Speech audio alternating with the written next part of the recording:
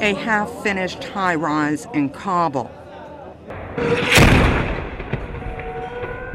For 20 hours this week, insurgent forces held the Afghan capital under siege as they showered rockets and gunfire on both the U.S. Embassy in Kabul and NATO's headquarters for the International Security Assistance Force.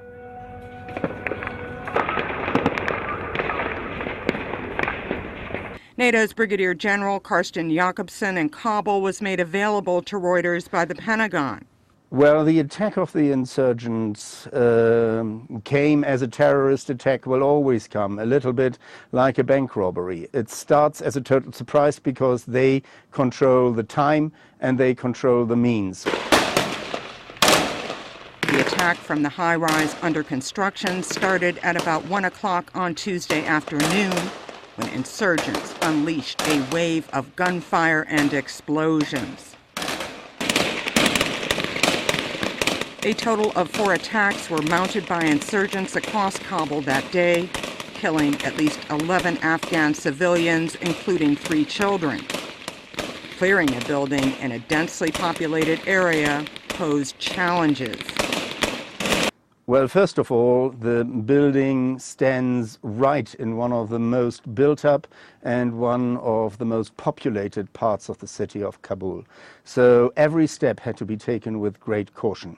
You could not use heavy weapons, you could not use air power freely. You had to take great precautions that no innocent life was harmed in the course of the clearing process.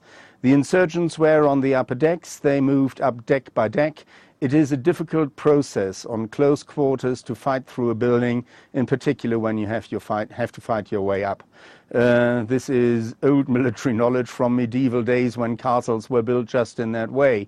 And if you look at a high building hotel with small chambers, concrete walls between them, staircases that are easy to be controlled, explosives that you can pre-position, this takes time if you do not want to risk life unnecessary.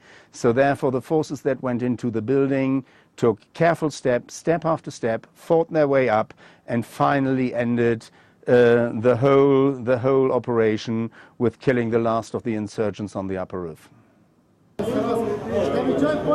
There is also the issue of what was found once the building was cleared. They had sufficient ammunition to hold out for a considerable time. On top of that, we are aware that at least 4 of them were carrying suicide vests, so as they entered the fight, they were prepared to fight to the end.